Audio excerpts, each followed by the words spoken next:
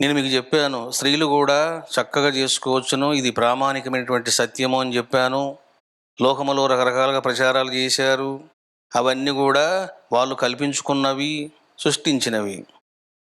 కాబట్టి చక్కగా స్త్రీమూర్తులు కూడా తర్పణ కార్యక్రమంలో పాల్గొని మీరు చెయ్యండి.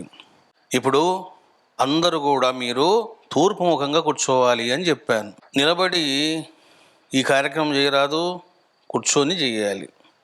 దర్భ ఉన్నవాళ్ళు, ఎందుకంటే చాలామంది చేస్తూ ఉంటారు బాగా, అటువంటి వాళ్ళు దర్భ ఉంటే మీ యొక్క పల్లెంలోన ఒక దర్భ వేసుకోండి,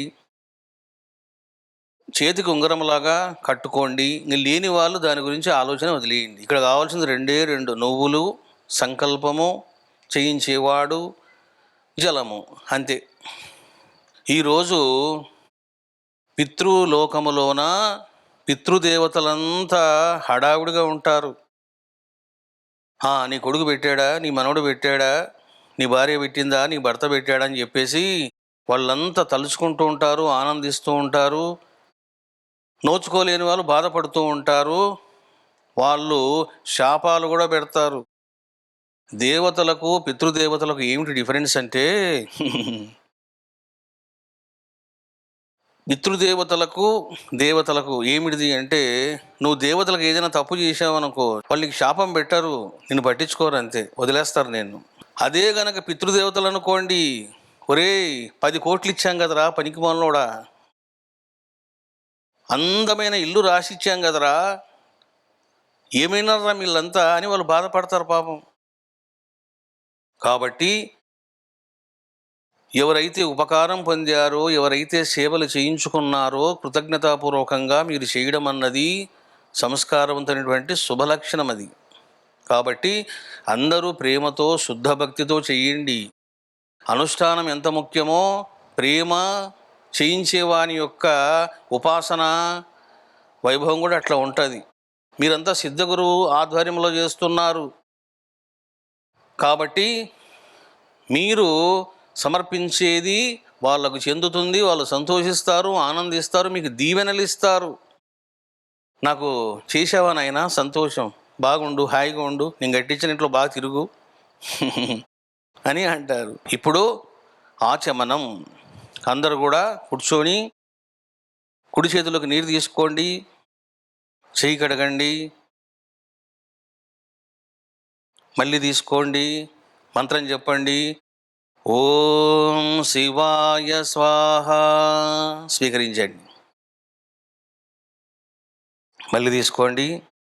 ఓం మహేశ్వరాయ స్వాహ, స్వీకరించండి. ఓం శంభవే స్వాహ, స్వీకరించండి. మళ్ళీ తీసుకొని చేయగడగండి, టవల్తో తుడుచుకోండి. ఇప్పుడు మనము పితృదేవతలకు ఈ యొక్క తర్పణ కార్యక్రమం చేయబోతూ ఉన్నాం. మరి ఈ తర్పణము అనేటువంటి పదం వేదములో ఉందా అనేటి వేదములో ఉంది.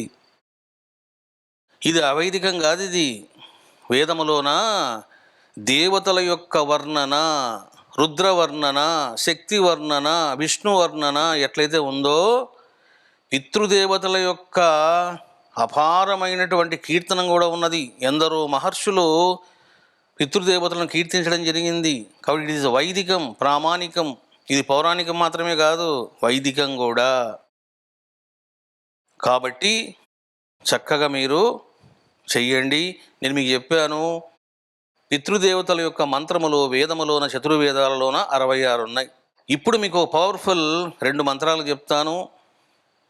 అంటే, హే పితృదేవతలారా, మీరు మా యొక్క ఈ యొక్క సత్కర్మను స్వీకరించి మాకు అనుగ్రహాన్ని ప్రసాదించండి, ప్రసన్నులుగండి, సంతృప్తి చెందండి. తర్పయంతు, ఎక్కడి నుంచి వచ్చింది ఈ పదము? తర్పణమన్న పదము. తర్పయంతు అంటే సంతోషించండి, సంతృప్తి చెందండి, సంతుష్టులుగండి అని అర్థం. ఇప్పుడు ఒక మంత్రం చెప్తాను మీకు, అందరూ చెప్పండి. పుత్రం పౌత్రమభి తర్పయంతి రాపో మధుమతి రిమాః స్వధా పితృభ్యో అమృతం దుహాన ఆపో దేవీరుభయాన్ తర్పయంతు. ఇక్కడ ఏమిటి ఈ యొక్క మంత్రం యొక్క అర్థము అని అంటే, మీరు సంతుష్టులు కండి. ఎవరిని సంబోధించేదంతా కూడా అని అంటే పితృభ్యః. ఇక్కడ ఉభయాన్ అంటున్నాడు. మీ ఇద్దరు కూడా, ఓ పితృదేవతలారా, ఓ పరాశక్తి పితృదేవతలారా, మేము చేసేటువంటి కార్యము ఎటువంటిదంటే, మేము మీకు సమర్పించేది ఇది అమృతము లాంటిది, మధురమంతమైనటువంటిది. దీనిని మీరు స్వీకరించి పుత్రులతో పౌత్రులతో మేము ఆనందంగా ఉండే విధంగా అనుగ్రహించండి. ఎవరిని అనుగ్రహించాలి అంటే ఉభయాన్. చూసారా, ఉభయాన్ అంటే ఎవరు వాళ్ళు? తండ్రికి సంబంధించినటువంటి వాళ్ళు, తండ్రి తాత ముత్తాత. తల్లికి సంబంధించిన వాళ్ళు తల్లి అవ్వ ముత్తవ్వ. వీళ్ళందరూ కూడా మీరు స్వీకరించి సంతోషించండి. వీళ్ళిద్దరిని కూడా తరింపజేసేటువంటిది, మమ్మల్ని కూడా తరింపజేసేటువంటిది అని మంత్రం యొక్క సారం. చక్కగా మీరు మంత్రం చెప్పారు. ఇప్పుడు రెండో మంత్రం కూడా చెప్పండి. అంటే దీనివలన మాకు మీరు ఏం ప్రసాదించాలో మహర్షి చెబుతూ ఉన్నాడు. ఇది వసుకృత్ మహర్షి చెప్పినటువంటిది. భద్రం నో అపి వాతయ మనో దక్షముత క్రతుం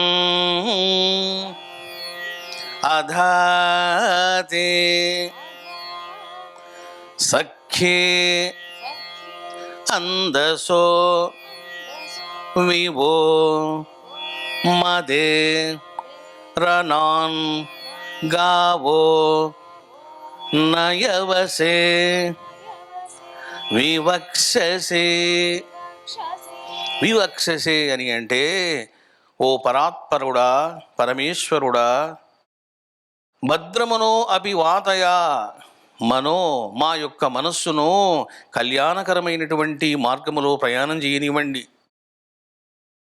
అపివాతయ అని అంటే భద్రం, కళ్యాణకరమైనటువంటి మార్గములో మమ్మల్ని నడిపించండి, ప్రేరేపించండి. దక్ష్యం అంటే బలమును, ఉత మరియు క్రతుం దివ్య ప్రజ్ఞను, సునిశ్చితమైనటువంటి ప్రజ్ఞానమును ప్రసాదించండి. హే పరమేశ్వర, నువ్వు ఎలాంటి వాడవంటే గావో నయవసే.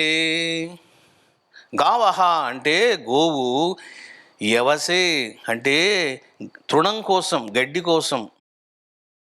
ఏ విధంగా అయితే తపిస్తుందో, ఏ విధంగా అయితే నువ్వు సమకూర్చావో, అందసహ అంటే అన్నాది సుఖభోగములను సఖ్యే మా మీద ఉన్నటువంటి ప్రేమతో నీవు ప్రసాదించేవాడవు. అది రనం ప్రసాదించేటువంటి వాడవు. దేనికోసం? మదే ఆనంద ప్రాప్తికై.